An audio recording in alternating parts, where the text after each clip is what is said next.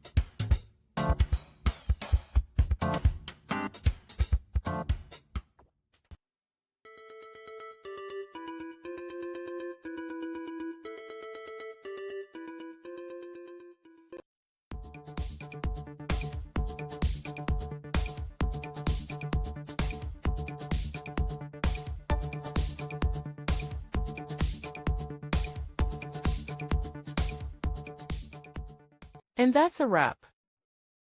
I hope you found the answer you were looking for. If you did, take a second to hit that subscribe button. It really helps out.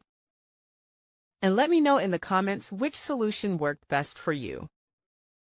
See you next time in the debug zone.